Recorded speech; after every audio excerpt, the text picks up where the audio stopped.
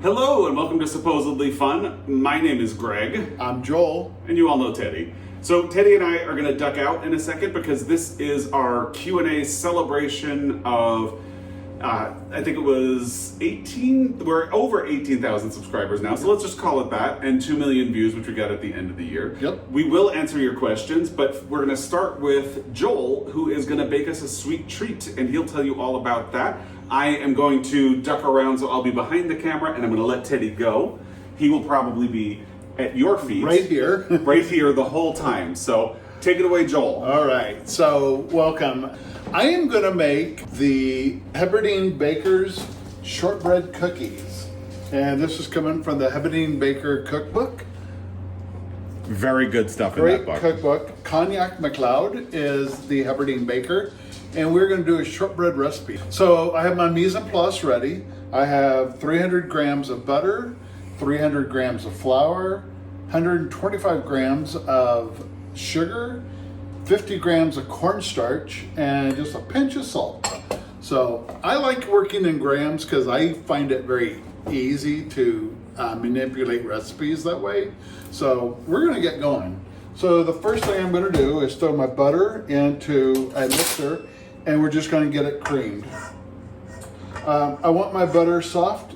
Good thing today is about 85 degrees here, so the butter is perfectly soft. So it's going to get a little loud with the mixer in here, but we'll make it quick. So shortbread is probably one of our favorite cookies. We do a lot of cookies. I know Greg is more of a I'm a cookie fiend, is what I am. you're more of a chocolate chip cookie, but I love a good shortbread cookie. Yeah. I'm going to add my sugar in here, and then we're going to cream our butter and our sugar till it's light and fluffy.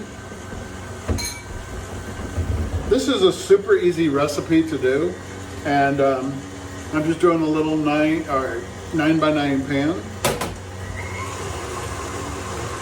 and it just kind of makes a nice little snack. So doesn't take a lot, and I find these cookies to be really great. They're very short and crumbly, Buttery. which I love. I'm using a really high-end butter. I usually cook with a cheaper butter, but when I do a shortbread and it's mainly half butter, I'll do a high-end butter, Kerrygold or Pelugra. I enjoy those. I'm pretty fluffy, and I'll show you what it looks like before I add everything else in. It doesn't take a whole lot of time when you have your warm butter. And you also kind of want to make sure that your sugar is really incorporated in there, and it doesn't make it very grainy. That is where I get impatient. Yeah. Greg will always ask me, is like, am I there? Am I there? Yeah. So I'm kind of pretty fluffy right there. So this back on. I'm going to add in my 300 grams of all-purpose flour, 50 grams of cornstarch, and a pinch of salt. The butter is going to have a little bit of salt in it, not a lot, but a little. And so I add a little bit more salt. But these are a great cookie that you want just a little bit on the saltier side. Because I have a smaller bowl, I got to start it slowly so I don't have a dust storm of flour. And you want to mix it till it just comes together. Because I am going to coat these with white chocolate and lemon. I'm just going to put just a dash of lemon paste in there.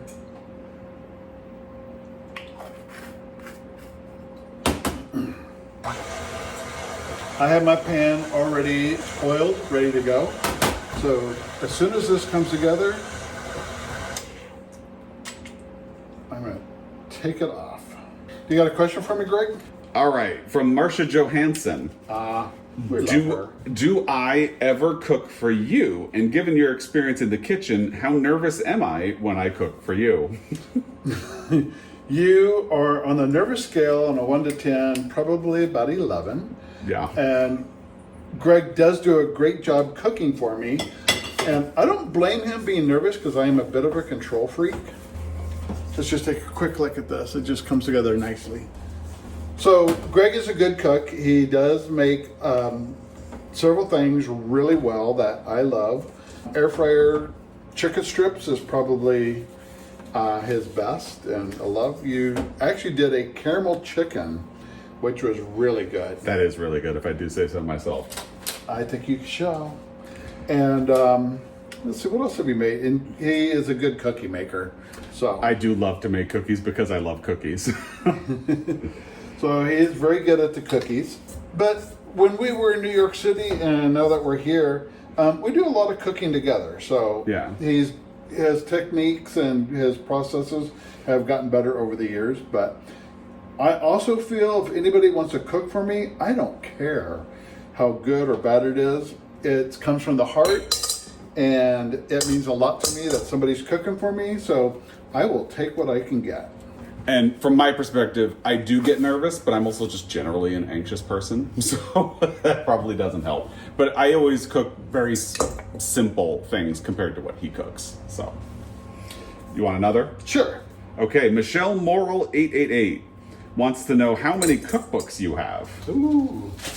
I counted yesterday, and I have approximately 100, 150.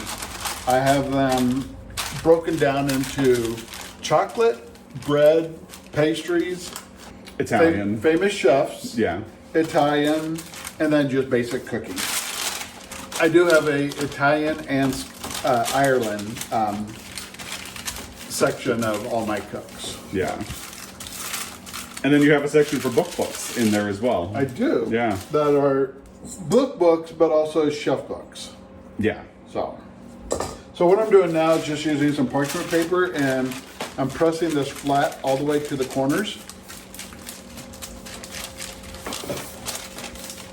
All right, what else you got for me?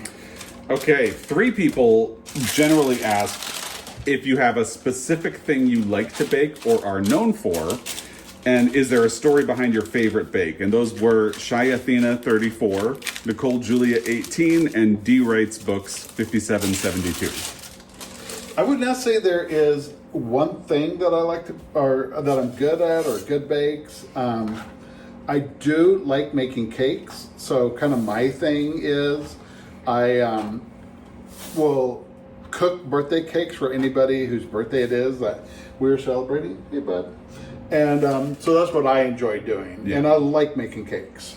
Yeah, I would definitely say I think you cook pretty widely. Yeah. From like you love finding Moroccan books, Creole cookbooks. Love so, Cajun cooking. Yeah, you do. So he cooks all over the world, which is fun. And is there a story behind your favorite bake? Well, I love making Christmas cutout cookies because my next door neighbor, her name is Margaret West.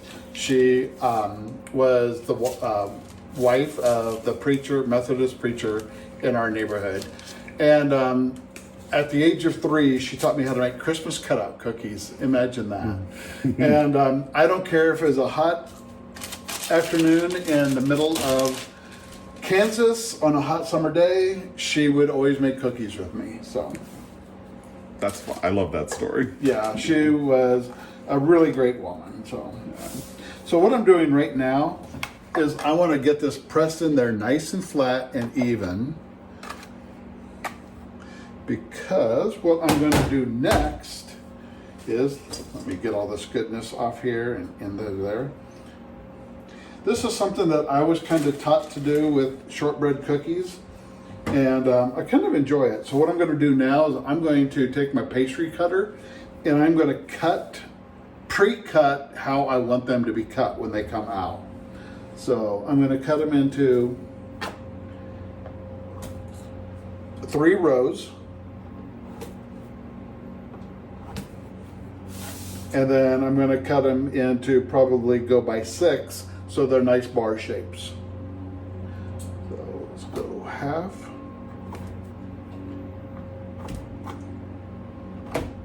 Actually, I'm going, this will be 16. And Joel is a very precise baker. He's very good at getting these lines out. But the fun thing about shortbread too is that shortbread is a cookie that you want to look like you made it at home. So it shouldn't be too perfect, right? Right. Would you say? Right. But Joel has been known to get out a scale to make sure everything is even, which I love. All right, so once I have my lines drawn in there, if you ever look at shortbread cookies, they always have holes in them. So that's just so they cook all the way through. So I'm just going to add 2 little fork cuts in each of them. All right, what else you got, Greg?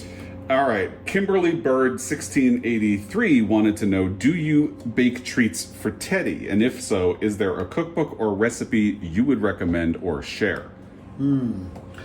I haven't done too much for Teddy, but I did for Guinness and Jamie quite a bit. I just kind of go off the internet and try to find things, but I'm sure we could probably find something to share. Yeah. But I did make a kind of a shortbreadish cookie for the kids, Guinness and Jamie, and just do a quick little icing on them. And you made a beautiful muffin that was good for... The cruffin is a pumpkin muffin. All right, so there's my little holes in there. And now we're gonna go in a 350-degree oven for about 45 minutes. So we will be back in 45 minutes to look at the cookies, but Greg and I will entertain you with a couple of Q&As. Okay, so while we wait for the shortbread to bake, we can do some more questions. I have 3 more cooking questions for you. Do you want to break it up and ask me a question? Sure. All right. This question is from Donnie Dipper Stubman, 44. And if we mispronounce 4951. anybody's name, Yeah, I'm horrible at names. Please And I'm so sorry. don't take it personal. All right. What is one Oscar win that infuriates you? And I know this one. Yeah, it's a very basic answer to it. It's Crash winning Best Picture over Brokeback Mountain, but that still, after all this time, 20 years later, is the one that I am most upset about. So Crash had just no point to it. I didn't like it. I did not like it. Maybe we should rewatch it and see if that changes our mind. But I don't think it will. I don't think it will should either. have been Brokeback Mountain. No, so that is the one that gets me angry the most. I can't think of anything that would be even sort of second place. I think when I watched How Green Was My Valley, I think it's a very well-made but very boring movie. And I know why Citizen Kane didn't win instead, because, you know, we could tell a whole long story about it. But I'd say that is probably another one that I think Crash didn't is the age big well. one. Yeah, Crash is the big one. All right. What do you value most about the Pulitzer Prize in comparison to other literary prizes? This is from Denise Mingles. So I think it's the first book prize that I really paid attention to. So, you know, you never forget your first. But I have a whole video about how I fell into really loving the Pulitzer Prize. And when I talk about Jhumpa Lahiri's Interpreter of Maladies, I will link that video down below. And I think what has held on to me over time is that it is different from other prizes. That's the thing that can make it infuriating, but it also is the thing that keeps it interesting for me. Like, you don't get a long list, you don't get a short list. You really only have one chance to try to guess which direction it's going to go, and you could be wildly off base. There's something exciting about that, even if it can be frustrating. Yeah. So Awesome. yeah. All right. Another question from Michelle Morel, 888. So the question was, how many t-shirts do you have? I'm guessing it's going to be just t-shirts. I'm guessing the same. And Michelle, if that's wrong, let us know. Let us know. Well, teacher t-shirts, probably 0. I don't think I have any teacher t-shirts. But how many t-shirts do you have? So at a rough count, which I did just about 30 minutes ago, 150. I have a lot of t-shirts, and I have them arranged by color in the closet. I need to go through and make a little more room so I can spread them out a little bit. They're very cramped, but 150. So our closet is emptied out, and I put shelves going this way. Yeah. So all we can do is just build piles of t-shirts on each shelf going all the way across. So his t-shirts hit my t-shirts, and it's almost floor to ceiling t-shirts. So I have about I don't have as many, but t-shirts and sweaters. I have sweaters and sweatshirts in Long there as well. sleeves. Yeah, some long sleeve t-shirts as well. So Yeah, but we don't have a lot of clothing that needs to hang, and we actually put our flannel and any like collared shirt or pants that need to be hung in the closet of the bedroom next to us. So in the library, actually, yeah. So that's what it is. That's what I have for you. Would you like another cooking question? I would. Okay. Oh, this might be a little more for me, but I think I'd be interested to hear your answer too. What is the best thing Joel has ever baked or cooked? If you host a dinner party, which 6 bookish people would you invite? That's from Julie Alava 9567. I like this question. Yeah. So what is the best thing I cooked for you? I think the most impressive thing you have made was the timpano that you made just last year. And I think one of the things that was so exciting about that is that you have wanted to make a timpano since before I met you. Yeah. And what is a timpano for people who don't know? One thing you can do is watch The Big Night with Stanley Tucci. Yes. That would be a good movie to explain the timpano. Timpano is going to be it means drum, and it's going to be a Italian dish made in a Dutch oven, which is the shape of a drum. It's lined with a pastry, which is your pasta, and then it's layered with meatballs, pasta, hard-boiled eggs, Parmesan, prosciutto, salami. I can't remember anything else. Did you say meatballs? You said meatballs, and pasta, and it's just layers. And then it's folded over, baked, and then it's baked in there, and then you turn it over, and then you lift off the top and expose that drum. It is absolutely a gorgeous dinner. Yes, and delicious. Very, very delicious. Yeah. And you don't need a whole lot more.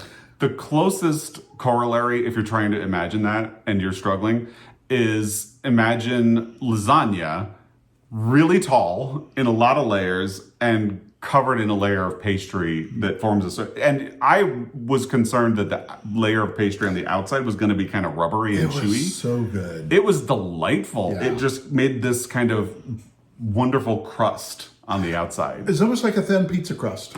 Yeah. So if you're from New York and you get that thin stuff, that's kind of how I felt. It was crispy and very nice. So I think that's the most impressive thing. You are actually great at breakfast, which is, I mean, that might be one of the reasons I love him. I don't know. You make the best pancakes. It's become a running joke, but he does. Oh, I will admit I do, because there are crappy pancakes in this town. There are. And you just make really perfect ones. And I would also say, what is that Moroccan with the phyllo dough? It's a Moroccan chicken pie. It's phyllo, and it's built in like a casing. And then you do layers of chicken, scrambled eggs, almond, more phyllo, chicken, scrambled eggs, and then phyllo, baked, turned over, and then it's cut. So, really good. Yeah, that's a good one. That is a good one. And I'm learning about myself. Do I like things that are encased? Yeah. What's another thing encased that I did very well? Oh no. What are you thinking? Christmas? Oh, beef Wellington. You didn't do it last year, so it kind of went out of my head. We did timpano instead, and we were with Leon. Yeah. So but beef Wellington. You make I didn't like beef Wellington before I met him. So and I'm very, very hard to please. No matter what I bake, I criticize. But that first beef Wellington that I did, as Mary Berry would say, sheer perfection. Sheer perfection. Especially since he took parts of the pastry and dyed them red and layered them over so it would look like a candy cane. Yeah. And it was just beautiful and delicious. It was fun. Yeah, that was. So part 2 of the question. Yeah. Although, is there anything you would add that you are impressed by yourself with? I don't think so. Okay. So if you hosted a dinner party, which 6 bookish people would you invite? So, are we going living or? I'd say overall. Overall? I would say overall. Okay. Who are we going to invite? Who do you have first? This is for you. Oh, no. I think it's for both of us.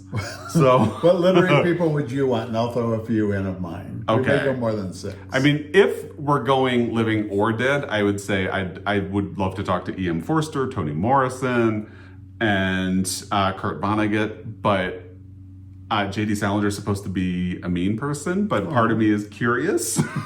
So if we're going living...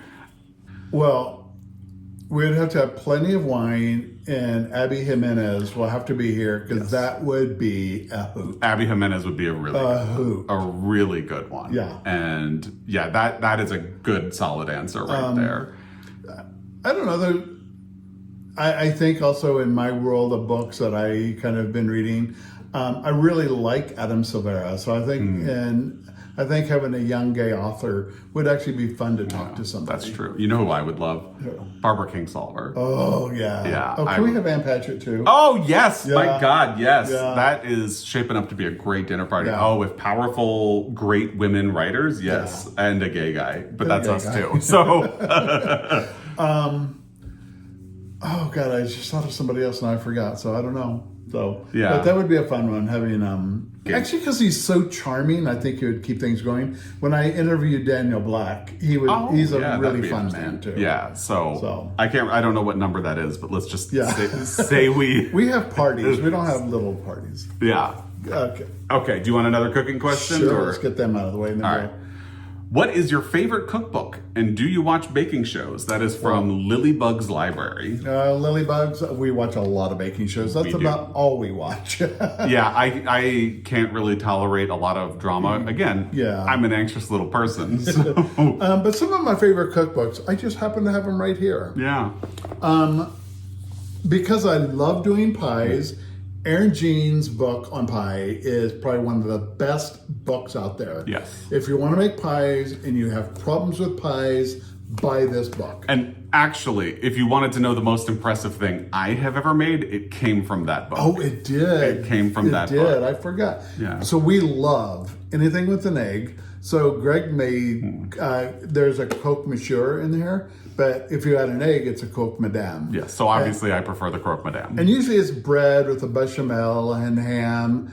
But he made from scratch puff pastry. He made me. But you did it. Yeah. I didn't touch a I thing. was nervous. I Yeah. didn't touch a thing, and you did it. Yeah. We got a really great ham on there. We made a really nice bechamel, and then fried up some eggs. in Yeah, there. it was delicious.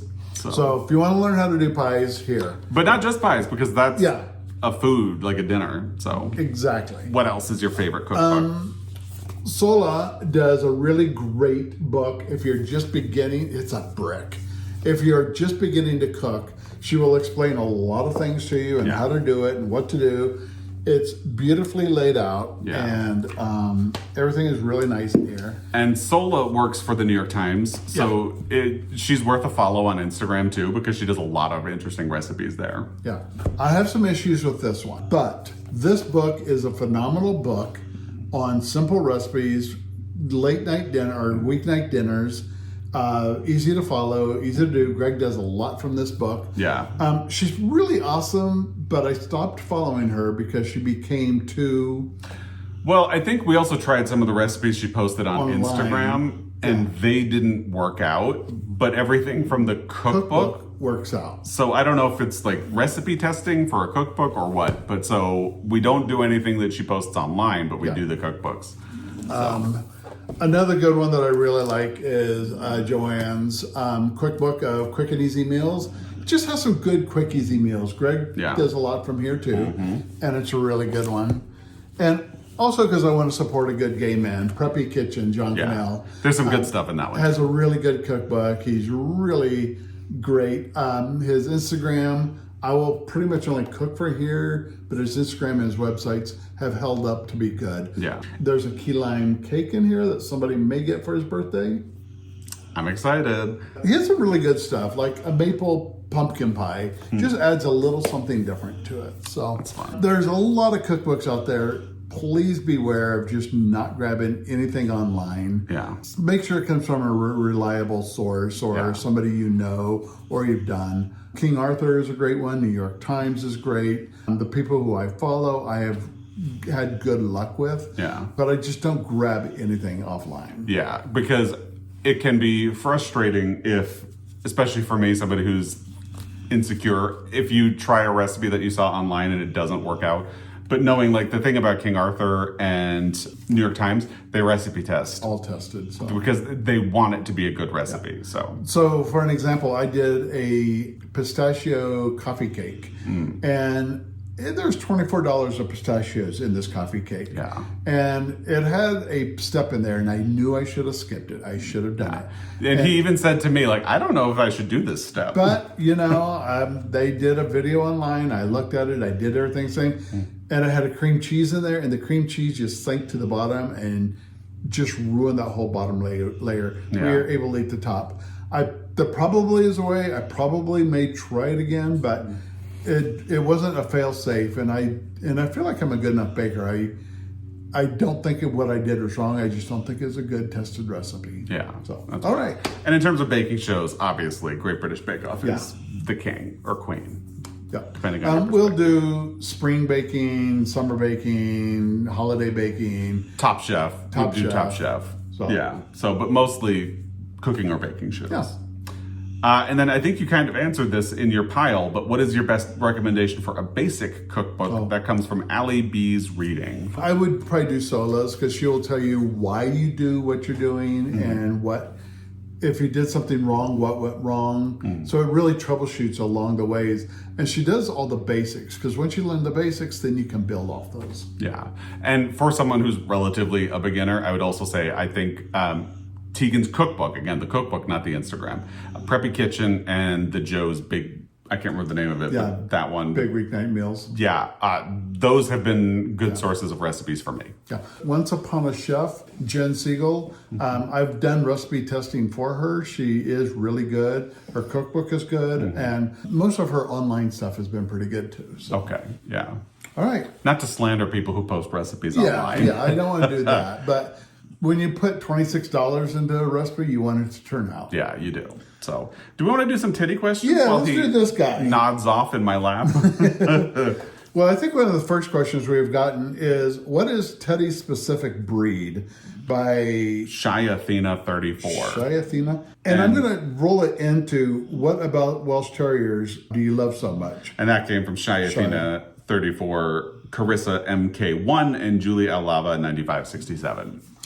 So back many years ago, probably in 2000, I wanted to get a dog and I wanted to get a Welsh Terrier. A friend of mine had one. It was just a sweet dog and I loved them. They're unique looking, they're smart, and I always wanted to go with the Welsh Terrier. So back when I was getting my first one in 2000, I was working long hours. Then I went to the gym, and then I didn't get home till like 7, 8 at night. And I just knew I should not be getting a dog. I had him picked out, he was paid for, and at the last minute I canceled him. But I kept his collar on my keychain until I knew I was really ready. And then when Greg and I moved to Montana, It was time. it was time, and I really wanted to do a Welshie. Yeah. And I had never had a dog before. I had grown up with cats, but Joel was allergic. We talked about it a lot, and we did a lot of studying. We bought books about Welsh Terriers. So obviously he's a Welsh Terrier. That's what the breed he is. Yeah. And learned about them. It's a good thing we had prepared ourselves, because the negative parts of a Welsh Terrier, or any terrier really, is that they can be stubborn, have a mind of their own. And that has been true of all 3 Welsh Terriers that we have had. But they're also extremely loyal, very smart, and loving, and just good pals. Yeah. So, and I think that is the thing that really appeals to us. And Teddy, I think he is stubborn, but he's not as stubborn as the other 2. Yeah. So, Poor little guy is so tired. We went for a long walk, and then he got a bath. yeah, you might notice he's a little wet and fluffy right now. It's because he was in a river and then got a bath. All right. Let's see, what else do we have? How old is Teddy? How old are you? How old are you? Don't exactly know, but we're guessing he will be 6 in October. Yeah, because when we got him, they were guessing that he was about 4, and we just decided, since we don't know his birthday, we were just going to call the day we got him October 1st, his birthday. So October 1st, he'll be roughly 6. Yeah. And that was from Debbie Savage, 6272. Thanks, Debbie. Yes. All right. What is your favorite? Oh, Teddy. Teddy, What is your favorite snack? What is the one thing you wish your humans would do more of? Well, I think his favorite snack is freeze-dried. Are they freeze-dried? Yeah. Minnows. Oh my God, he just goes crazy. We should give him one at the end of the video so everybody can see his tail just go completely nuts. So when we're done here and we do our cookies, we'll do that. Yeah, I think that's it. He's very food motivated. He'll eat anything. Yep. But that's probably his favorite. And what do you wish we did more of? Probably this. Probably the Just sit with him, pay attention to him. pay attention to me and belly rubs. Belly rubs. He loves belly rubs. So, Okay. okay, where do we want to go? We have a question about our jobs. We have some general questions. What do you want to do? Let's do a quick question about our jobs. So for both Greg and I, what do you do for work? Joel, why do you travel so much? We ask ourselves that all the time. We do. This is from Martha M. M9980, Lori from Texas, ATC 5270, and Julie Alava 9567. Yes. So there's a lot of interest in this. Yeah. Do you want to go? Okay, mine is quick. I work for a corporate recruiter, which is why I get to stay from home. He's actually based in California, and I get to stay home with Teddy, and I was home with Guinness and Jamie all the time. And it's not a job I had envisioned myself ever doing, but it's not a bad job, and it helps pay for the mortgage, and it lets me stay home with the dogs, and helps me film. The reason I'm able to do as many videos as I do is that I work from home, and so I have that flexibility to do that. So Well, may not be your dream job, but it does let you do what you do enjoy doing. it does, and this gives me a lot of satisfaction. So My degree is in culinary arts. I've been a pastry chef. I've been a chef. But today I am actually in distribution. So my company sells natural foods and specialty cheeses. And so my area of it is I do specialty cheese sales. And so my clients are spread out all over Montana. So I could go all the way to North Dakota, which is 12 hours, down into Wyoming, which is 10 hours. Yeah. Or just down the block, which is 3 hours or 3 miles. Yeah. And so I can cover a lot of area. So I just kind of am doing specialty cheeses. yeah, and that's why he gets so many audiobooks done. Yeah. Yeah. All right, I have a fun question for you. Oh, yay. This is about vacations. And 3 different people asked variations on this. So those are Compass 29 and 2 people, the Fellowship of the Books. So what is your dream vacation destination? Do you have bucket list countries, places with literary connections? And what is your next travel adventure? So it's a big multi-part question, but I would say for me, everything I've dreamed of doing and on my bucket list was Italy and Ireland. Italy was our we number did. one. Yeah, Italy was our number one. Obviously, Ireland and Scotland was number 2 because that's what we did next. And honestly, if I had to repeat one, I think we were talking the other night, I think I'd like to do Positano. Yeah. Go back to Italy. We had a great time there. Yeah. I would love to go back to Ireland and Scotland again Oh, and absolutely. explore more, but if you told me you can only pick one, I'd probably go to Italy. Our next adventure? Yes, what is your next travel adventure? So we had actually kind of decided it'll probably be a while before we can really travel on a large scale again, but we really wanted to do a Christmas market. I mean, it's almost June and we still have our Christmas tree up, so that's probably not a surprise. But we wanted to do Belgium because of chocolate, and then Christmas markets. And what we have actually decided is you found a Christmas market in Quebec City. and that seems a lot more doable. So if we get time and have the money, that's probably where our next vacation would be. A Christmas market would be a lot of fun. We were also looking in Brussels and going over to Bruges.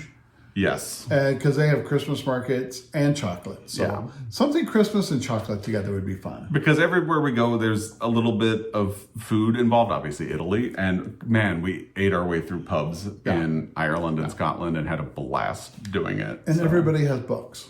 And everybody has books. Ireland was actually a great book fun. literary connection country, and I think I would totally go back there again. So in terms of bucket list countries, I think, like a European Christmas market tour would be so cool. up there. I would love to take you to the Alps. Oh, yeah. I feel like that would be fun. And there are so many more places I want to go in Italy and Ireland and Scotland. I haven't been to, we've been to Heathrow, but we haven't been to London. Yeah, I'd like to go to London and Wales. Yeah, London, Wales for the Welsh Terrier. Yeah. Beyond that, I don't know. There are places I would go, but if I had to prioritize, those are the ones. And I know that's very Eurocentric of me. I apologize. It's who I am. We were actually talking to a friend of ours and maybe doing something over in Newfoundland area and northern, very east Canada. You know what would be fun? Iceland. Yeah, Iceland is so Iceland would be gorgeous. fun. I would do that. Yeah. Yeah. All right. And then, where was the first place you went on holiday together? That's from MJ in Canada. Oh, MJ, Thank you. know where we went. We went to Canada. Yeah. Well, it was Kinda multi-pronged. Yeah. Do you want to tell the story? So we were living in New York, and we decided we wanted to go on a vacation together, and we were looking at destinations and talking about possibilities. And I think you floated Lake Moraine and Lake Louise, and I had never heard of them before, so I was like, okay, let's consider it. And then you just pulled up a photo and showed it to me, and I was like, that's where we're going. So we decided, the reason it was a multi-pronged trip is your cousin was turning 40, so we first went to Denver. Yep. For her birthday, and there's also a secret engagement. A secret engagement, yes. Then we hopped from Denver up to Montana, and that was the first time I was ever in Montana because your father and stepmother live in Helena. So we flew into Helena, and then we drove up to... From there we drove up to Calgary, and then didn't even stop in Calgary, just went west to Banff and that area for Lake Louise and Lake Moraine. And loved it so much that we ended up coming back to get married there. And that is how I got to know Montana. You already knew it. Yeah. And that's how, we'll get to questions about why we ended up in Montana, but that's kind of set me on the trajectory to ending up here. So. All right. Where do we want to go now? You want to do kind of us, since we just kind of went into that little direction? How did you meet? That is asked by Jill13 Books, Sandra Schwan M2D, and Julie Elava 9567. You want to take it? Sure. I was living in New York City. It was January of 2010. Yeah. And I went on a blind date and got stood up. Well, I went on a date and got stood up. I knew who it was. You want to come over, bud? And I got stood up, and I waited and waited and waited. So finally I said, screw it. I left. It was raining, it's cold, and I walked into a coffee shop called The Roasting Plant, which I'd never been to before. And who was there? Well, I walked in second. I could have a whole long story about how I ended up there at that coffee shop. But needless to say, I was also not supposed to be at that coffee shop that night. I did know that coffee shop because I had recently... after a lot of time between high school and college, I was in college and I would go to the roasting plant to study. So I had just gotten back from I had fun, but you could call it a disastrous trip to the Caribbean. And we were supposed to be out of the country, my friend and I, through the end of January. We ended up getting home very early. He went off to San Francisco. I got back to New York. I was really tired. This was in 2010, so the best way to communicate people wasn't really text messages at that point. Not that long ago, and yet how much has changed. So I decided to stop at the coffee shop so I could send emails to all of my family members and let them know that I had gotten back okay. And walked in and immediately saw you, and that's how we met. And then I sat there for hours. For a long time. I deliberately chose a seat where we could stare at each other, and then we just kind of smiled. So finally I went over and said hi to him. We exchanged numbers, and then we agreed to meet the next day. Yeah. And we spent the entire next day. And we just, like, from early morning until late that night, just kind of walking around. And that's kind of actually how we really got to know each other. We'd usually meet for breakfast because in that day I mentioned that I was a huge breakfast fan. So at the end of the day, instead of saying let's meet for dinner, Jill said, well, I know a really great breakfast spot. And that's one of the things that let me know, oh, I'm in trouble. So we would meet, and then it just end up spending the entire day together. Yeah, it's going to be a question down the road. How I got to New York is I was born in Kansas, and when I turned 21, I had to escape Kansas, graduate culinary school. So I went to Glacier National Park as my first job. And I came home, and it's like, I really enjoyed the outdoors. So I moved to Seattle. So in 30 years in Seattle, I needed a change. So in 2008, I moved to New York City. 20 years in Seattle. 20 years. Yeah. It's been 30 years. So 20 years in Seattle, I moved to New York City. And I was a pastry chef for a while, worked in a bakery. He was a pastry chef when I met him. Yeah. And then I met you, and then we came to Montana. Yeah, and then we did Montana. And actually, the next question was, why Montana? Joel, how did you get from Kansas to New York City to Montana? And that was Donnie Deppler, Stedman, 4951, Julie Alava, 9567, and DMURFVAL 702, and ATC 5270. So why Montana? Well, we knew we didn't want to stay in New York City. Yeah. I had grown up in or around big cities my entire life, obviously New York City. And also I lived in a suburb of Chicago for a while. I went to high school in San Francisco. And I was really ready to slow down. If you haven't heard it before, I'm an anxious person, and the city just really ratchets that up. So I was ready to get out, and we talked about places. I had loved Helena when we visited your father and stepmother, and there were two things about it that was really appealing. One was huckleberry ice cream, which you took me to get at Big Dipper in Helena, and I immediately loved. And the other thing was one day, his father was driving us around and he had to wait for two cars to make a right-hand turn. And he looked at us and said, "Jesus, there's a lot of traffic today." And I was like, oh, wow, after New York City, this would be heaven. So that's how we ended up in Montana. And we wanted a college town, and we just chose Missoula. Yeah. So. It's Missoula and Bozeman are the more liberal parts of this red state. So that was what got us there. Will you always reside in Montana? Asks the Fellowship of the Books. I don't know. We have yet to find out. Yeah, we don't know. Obviously, over the last 10 years, we've been in Montana for 12 years. Yeah. It's not the Montana we moved to. No. Things have gotten very politicized over the last 10 years. So if things were to continue in that direction, we don't know. We might, especially like if something were to ever happen to gay marriage. I don't want to live in a state that wouldn't recognize that. Don't know where we'd go or what we'd do, but But right now we live in a fairly small town outside of Missoula, and we have two amazing neighbors on each side of us. Yeah, we're very close to them. Yeah. We basically get along with people down the street. Yeah. Honestly, there's nobody in our neighborhood that we don't get along with. Mm-hmm. Some people don't talk to us or look at us, but that's their own fault. Yeah. But we've had no problem, so I love our neighborhood. And I do love where we live. It's beautiful. And during the pandemic, I felt bad for my sisters because they lived in New York City at the time and really had to stay in their apartments a lot. And where we live, we could just get in the car, drive down a little bit toward Idaho, and not even see another person. So we still got to go out almost every day if we wanted to. Oh, Teddy would like down. Yeah.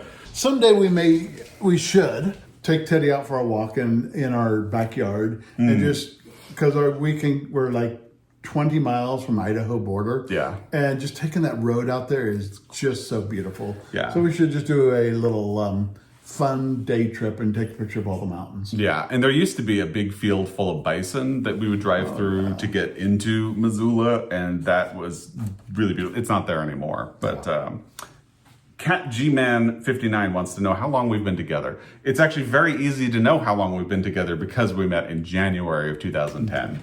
So 15 and a half years. Yes. He was letting me do the math. Let's watch the smoke come out. Yeah, I'm not good at math.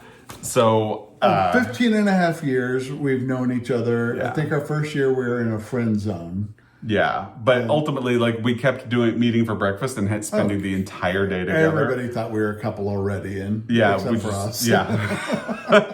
And then we would end up, it went from just meeting on Saturday and spending the whole day together to Saturday and Sunday, and then we were also meeting up on weeknights and constantly in communication. Nonstop at work, and we were fooling ourselves. Yeah. So, but we've been married since 2013. So that's, as of July, it will be 12 years, right? 12 years. Wow. On Our Path wants to know, what is the goofiest thing your husband does to make you laugh? I don't know if there's just one particular thing. Sounds cheesy. Nobody can make me smile the way he does. And I think, you can recognize when I'm like getting in my head about something and getting anxious, and you're really good at getting me to calm down. And sometimes I don't even know how you've done it. So maybe you have insight, but I think we also have run a lot of running jokes, and that may be one of the goofiest things. Yeah.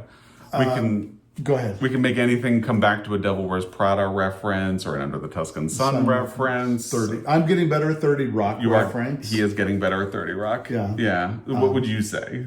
No, I think our ability of knowing each other and knowing what we each need in a nonverbal communication, I can make him laugh.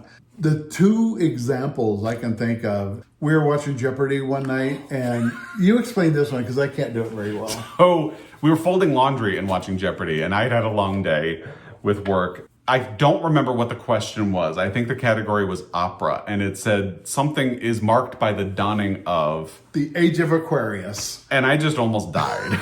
He couldn't stop laughing. I couldn't. Like, I didn't hear. It was just one of those things. Questions for 5 minutes. Yeah, it was so unexpected, and yeah, I just thought it was hilarious. And then what was the other? The other was, we were working on something together, and I'm focusing The Christmas on tree.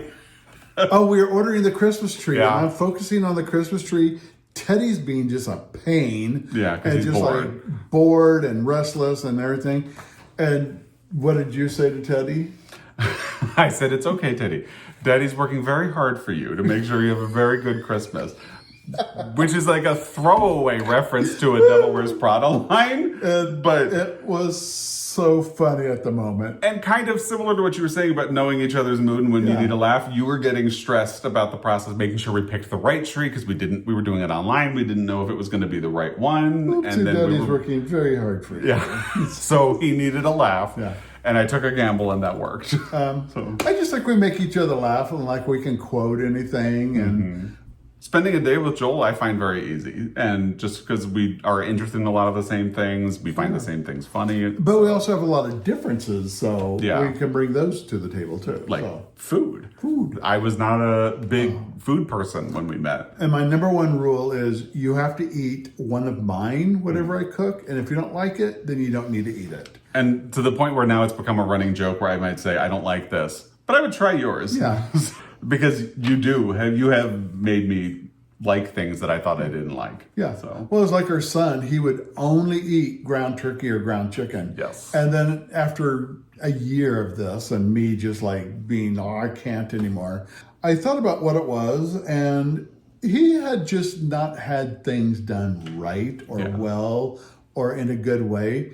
And it's like, let's try this. And he just blew up. He just blossomed into, oh, I can eat shrimp. Oh, I can eat this. Or we can have hamburgers. And, yeah. and it was really great to see him kind of just really, and then he became a foodie himself and started cooking more. And So every doing time we some see him, great he'll tell stuff. us what he's cooking. Yeah. And it's wild. He has like this very refined palate, but he's very adventurous. Yeah. Yeah, and that is good to see. And it's nobody's fault. I think where he grew up, there wasn't money to buy like good food products. And, you certainly can't blame them for that. But he hadn't experienced that. So the first time we took him to a restaurant with napkins and that a bread plate, he like lost his mind because he had never seen it before. Yeah. So, yeah. I mean, taking a 16, 17-year-old to a fine dining restaurant and what we take for granted of what he doesn't. And it's like, is this bread free? Is these napkins real? It's just, it was really emotional. So. Yeah, it was, definitely. Roscoe the cat wants to know who proposed. Me. It was him. But he told me, he goes, if you ever propose, I'll say yes. So Yeah, I think I understood that you had a bit more baggage with other relationships. I had a shitload of baggage. So I basically just I figured if we didn't get married, I would be fine with things the way they were.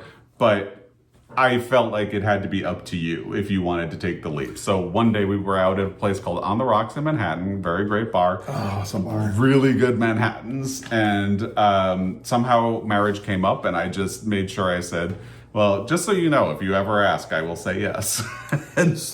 So I did the adult proper thing. I asked his father's permission to propose, and they said yes. And I got his two sisters involved in picking out rings, and I'm so glad. I love my two sister-in-laws, but they didn't like the ring we picked, but I think we did. Yeah, we did. And so I'm glad I kind of went with my gut. Yeah, and I love it. We don't have the same rings now, but it is They're very similar. very similar to what we got originally. That's very blurry. You can't see it, but it's titanium with a rose gold center. Yeah. So I love it. So we went out. We're walking around New York, and it's like, oh, I need a watch. So I went in and I was looking at a watch. It's like, I don't like this watch. I like this watch. And so there were rings there, and I had the guys like, oh, get your ring size. And you were like, what is your ring size? And I was like, I actually have no idea. And you're like, I don't know mine. Let's find out. Yeah. So, and so we got our ring sizes, and of course they were wrong. We tested it, we proved it. I ordered, and they were wrong. But my ring fit you? No, my ring fit you. My ring was too big for me, like it wouldn't stay on, hands. and it fit you. So you actually got to wear the ring that you had proposed to me with. Yeah. And I had to get a new one. And we were in Miami, because I worked in Miami Monday through Friday, and I'd come home on the weekends. So he came up one weekend, stayed with me, and we went out to a restaurant that we both loved, Michi's by Michelle Bernstein. Had a great dinner. Yeah. But yet, we were getting emotional about the dinner, and we were actually almost crying about the dinner because it was so good. It was so good. It's like, I can't ask him now in the middle of a restaurant. So I chickened out and waited until we got home, because I was going to do it in the restaurant. But also, home was like a hotel balcony on the 20th floor looking at Miami Beach. Yeah. So it was a pretty amazing view. It was not a bad view. No, it really wasn't. And it was fun. Yeah. Yeah. Well, that's the story. Long story.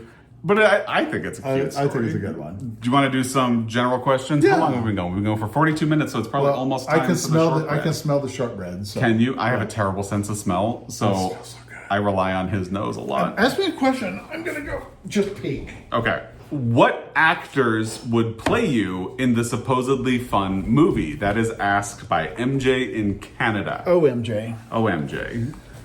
I battled on this, but I think I came down to it because it's the closest. People always compare me to an actor who I find a little insulting. He's a great looking guy, and he's an awesome guy, but I find it a little insulting. But I would say Damian Lewis. Oh, Damian Lewis. Yes, Damian Lewis. That would be a good one. He would be mine. Yeah, that's a good answer. Because I think we both have experienced, you get compared to actors that just have your hair color. Yeah. And so you frequently just get redheaded people who look nothing like you. And there's our timer. Who would you be? Well, I couldn't come up with anything because I was like, well, Adrian Brody is the only person who has the nose. And you said Noah Wiley. And I'm taking that and I'm running with it. So okay. We will be right back. We're back in the kitchen. And we have our cookies. They're out of the oven. I can still see my cut marks, but I do want to cut them again. That way they will cut into the exact pieces I want. It does smell amazing. I can smell it now. But when you cut them when they're hot and pre-cut them, they just really have nice sharp edges and they look great. Very clean. I did lose my pokey holes, but that's just so they can get cut. The last time you made them, they had them. Yeah. Because as soon as we got the cookbook, we couldn't wait. We made shortbread. Oh, yeah. All right. So I'm going to let these cool just a little bit. And can you grab me a piece of parchment? Yeah. All right. So we're going to let these cool a little bit. Do you have a couple more questions we could ask? Yes, let me go grab some. So I have these cut now, so we're going to let them cool, and we're going to ask a couple of quick questions. All right. So MJ in Canada asks, do you have any party tricks? And I do. And actually, I surprised Joel with this. I can say the alphabet backwards. And the reason that surprised Joel is he was telling me about, which aunt is it? My mom's sister. She really became close to me. Oh, she's always been close to me. Yeah. She was like one of my favorite aunts. She was a pharmacist. She always told us she was the world's smartest person growing up. And we always believed it. And she could always say her ABCs backwards. So she was going through a cancer scare, and I went home to be with her for a little while. And I was telling her, Greg and I had just met, and it's like, I told her, it's like, met this really great guy, we're getting along really good, and I'd love for you to meet him someday. But you know what? I just think he could be a really good, the one for me. So maybe one of these days we'll come back. So I come home, tell Greg all about my aunt, and go, my aunt's the world's smartest person. She can say the ABCs backwards. ZYXWVUTSRQPONMLKJIHGFEDCBA. So I did that. That was how I responded, and you should have seen. I will never forget the look on your face. He was so surprised. Why did you learn the ABCs backwards? I went through this really weird phase when I was about 12. I mean, I've always been in a weird phase. I never grew out of it. But I really liked figuring out words backwards, and still sometimes, like the other day, I looked at you and was like, do you know your name backwards is this? And I don't know. I was fascinated by that stuff. So when I was learning words backwards, I thought, well, why wouldn't I want to know the ABCs backwards? So I just learned it. And I still like occasionally run through it in my head to make, because it's just fun for me to make sure I know it. So I don't know. I don't have a party trick, but I do have a superpower. Oh, picking out a greeting card? I can pick out the right greeting card for the right person on the right, no matter how bad they are, I get the right one for the right person. He really does. He's exceptional at picking out greeting cards. Wake Up Mr. Robot asked, are there any media characters, TV, movie, or book you identified with growing up? And for me, I know about Holden Caulfield, but curious if there are others or if Joel has any. Really, it is Holden Caulfield for me. But I would say, I think the books that have been most important to me, like I loved Matilda. That was probably my first great book love. And she was a reader. I identified with her. Holden Caulfield, I was a depressed teenager. I identified with that. So those are the big ones, the most defining ones for me. I loved like Judy Blume, but I didn't really identify with the characters. So do you have any? I don't. I'm kind of boring. No, it's all good. And then we get into books. Books. Do you have an author who may not be your favorite, but who is exactly on your wavelength? That is from, I'm just going to spell it, NANIMAONOVI 2528. What do you have? I mean, I struggle with the not your favorite part, because I think the authors who are really on my wavelength are authors that I really like Abby Jimenez. I keep saying every time I read one of her books, I know she doesn't know me, but it feels like she knows me. So I'd say her. I really love Barbara Kingsolver, and just the way she talks about the world and people. She's a favorite. So I find Ann Patchett really interesting, because family is so important to her, and it's important to me and us. Yes.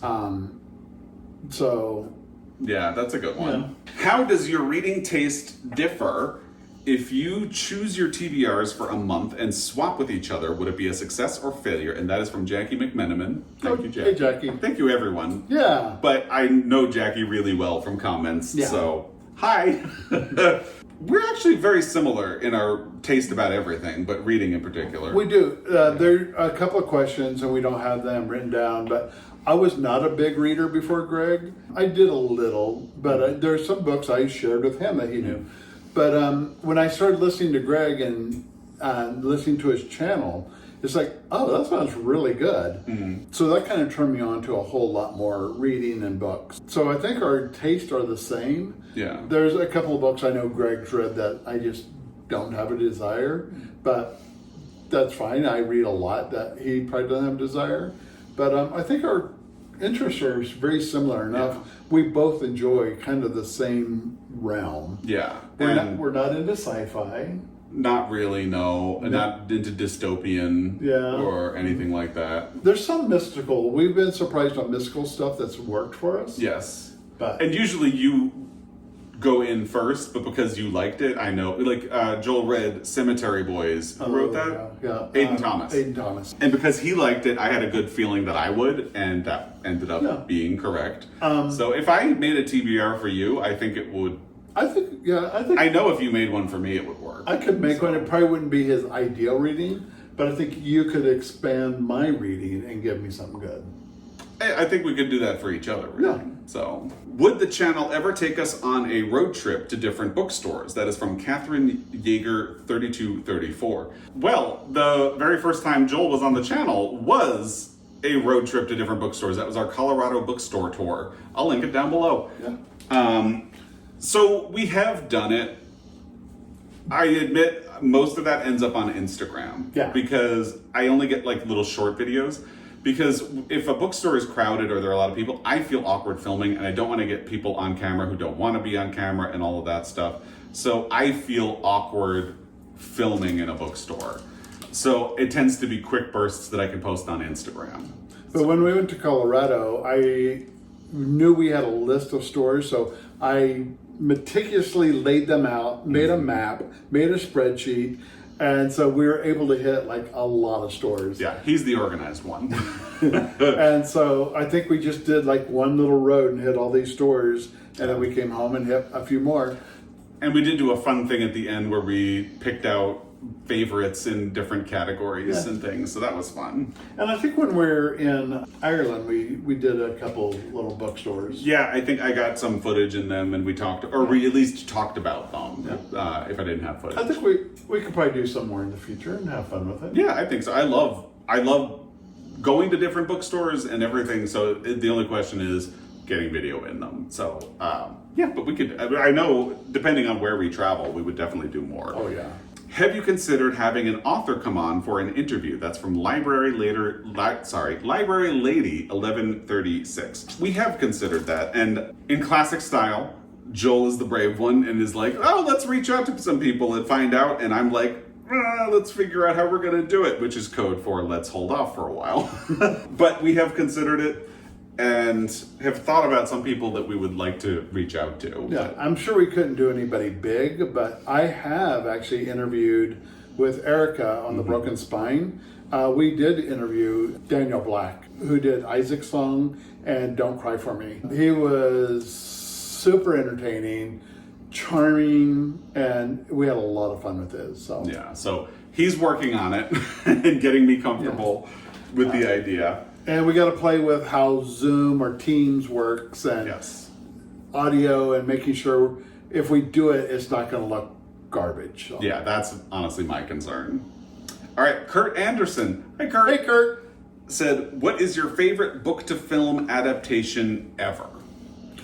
Well, I haven't read the book, but I've been told do not read the book. By me, specifically. Under the Tuscan Sun. It's our favorite movie. Yeah. And apparently it's a New Year's Eve tradition for us. Yeah, we didn't notice that, but my therapist actually pointed it out because our last session before New Year's, she said, I just want to know if you're going to do your tradition. And I was like, what tradition? She said, Under the Tuscan Sun and Devil Wears Prada. And Devil Wears Prada. Yeah. We'll do a bottle of champagne and watch one, other, or both. Yeah. And drink a bottle, then maybe two bottles, and then we pour ourselves to bed. And Teddy just disapproves. Yeah. The book, Under the Tuscan Sun, very different. Yeah. It's much more about the restoration of the house. The movie kind of constructs a plot with the basic outlines because Frances Mays was already remarried. She planned to move to Tuscany, and the movie is much more spontaneous and charming and romantic comedy-ish. Yeah. But you had some other good ones. I do. So I think when I think of the best film adaptation, I think of a movie adaptation that made the book better, because it does happen. It is not common, but The Godfather, better movie than it is a book. And the book is actually not bad. It is a potboiler. And one thing they did is they were really smart about streamlining the story so it would all fit in one. And actually that let them do The Godfather Part 2, because the book The Godfather has all of Don Corleone's backstory in Italy and then coming to the United States. And they could just incorporate that in The Godfather Part 2. Also, it has this really weird subplot about the bridesmaid that Sonny has an affair with in the beginning. And it's weird. You know it. We're gonna leave it there. It's weird. We will leave it there. So that makes the story better. Jaws, also a much better movie than it is a book, because the book gets really into scientific details about the shark and how it moves around. And the ending is really not great in the book. And I just also ran into Captain's Courageous. The movie, it crafts more of a meaningful narrative. So those I think would be, but if I had to pick a favorite, I'd probably say The Godfather, because It really does. It knows what to do with that material. Brokeback, actually, another That's one. a good one, yeah. Because it takes the short story and it expands it into a larger movie, but everything they add feels like it could be in the short story. So I would like that one as well. Can I say the opposite? Sure. The one movie that just I felt screwed up the book and was so bad because I love the book so much is Call Me by Your Name. I thought the movie was horrible and I just despised it so much. Yeah. I don't know why, but I just love the book so much. And that's one area where we have a difference. As I don't think it's the best movie adaptation, but I don't have a problem with it. But he, really did not like it. I really didn't like the TV adaptation of Lessons in Chemistry because they changed so much about the story that it was almost like, why are you even doing an adaptation at this point? I'm sorry, but if you're going to make a movie from a book or vice versa, make a match. Yeah. I mean, that's we love the book. We want to see the book. Yeah. Make it work. Don't change everything about it and call it something else. Yeah. So Just we're running out of questions. We have 3 more. Let's knock them out. Would you rather be left alone, or may your admiring fans approach you to say hello and exchange a few bookish words with you? So I think that was specifically in reference to a story that we told about Galway. Yeah. We found a bookstore in Galway, and I, of course, immediately rushed in through the door and didn't see that the person coming out of the store recognized me, and Joel was like, "Hi," and she looked at him and was like, "Was that supposedly fun?" and he kind of waved me back out, and so we had a blast. She was a sweetheart. Oh, she was, and it was really fun talking to her. Yeah. We got to trade notes about other bookstores in the area. Somebody recognized me in Powell's. Actually recognized my voice because I was talking to Joel, and she kind of from the voice popped in. And it turned out she was a Pulitzer enthusiast, so we got to share notes about what books we were looking for and what we had found. I got to gush over the signed Josephine Johnson book. So if you want to say hi, say hi. Yeah. When we were in Canada, when we went back for our 10th anniversary, somebody sent us a message later to say, "I think I saw you on a hike outside the hotel," and we were just kind of thinking, why didn't you say hi? Yeah. So yes, we would. Yeah, if you want to tell us we're ugly or something, don't do it. Don't. But if you just want to say hi, say hi. That's impossible with you. Oh, stop it. So say hi. Say hi if you see us. It gives us a kick. Yeah. So I get excited. Yeah, I do too. Have you ever written a novel or daydreamed about being a writer? That is from Bobby Keniston. Correct me. I recognize you from comments as well. 7240. You actually have written something. You don't have to share details. No, I know. I went through a point in my life where my therapist wanted me to write a story and write down some things that happened. And so I did, and then I elaborated it on a little bit more. And then when one of my classes in college, they says, make a short story. And so I elaborated on that story even more. And then they wanted a screenplay, but I didn't get all the way to the screenplay part. But I kept my story going. So I have written a short story. It's meaningful to me because it means something to me. It was fine. I have read it. It's good. It's fine. It's good. But I keep saying, it's like, God, we could write a better book than this. So, especially when I do the male-on-male romance, it's like, let's just have a romance, not Steamfest 2000. Yeah. So, but yes, I would like to. And we have joked about co-writing, not half joked about co-writing a cozy romance-ish. I would love to write a novel. I get in my own head a lot about that stuff. So I could put the structure and then you can make it sound pretty. Let's do that. Because he's a beautiful writer. I'm okay. It's kind of similar to food stuff or like we were saying with author interviews. I think I get really intimidated about the process of starting. Maybe someday I should push myself to actually try. But also I know that the process involves a lot of rewriting and figuring out, and I worry that I would be really scared and intimidated and frustrated by that. Last question that we have. What is a book that may not be your favorite but has impacted you deeply and is one you consider life-changing, and why? That is from F.M. Sukina. Again, I think the books that impact me most are my favorites, so I'd have to say, again, The Catcher in the Rye. and Matilda. Those are books that I really identified with when I was young and helped me through, especially Catcher in the Rye, helped me through a period. When I was beginning the process of actually coming out, I was reading a lot of queer classics, and they were all super depressing. And finding Maurice, a queer classic book that doesn't look down on its protagonist, and which does, spoiler alert, have a happy ending, was life-changing for me. It made me feel a lot better. David Bowie's Rebel Rebel helped a lot in that regard too. But so yeah, I'd say those are probably the books that have impacted me the most deeply and that I would consider life-changing, and they are favorites because they managed to do that. I think one that's impacted me was Midnight Library by Matt Haig. It just really made me think about, because the whole book is the choices you make in your life, and the choices you make will send you this way or this way.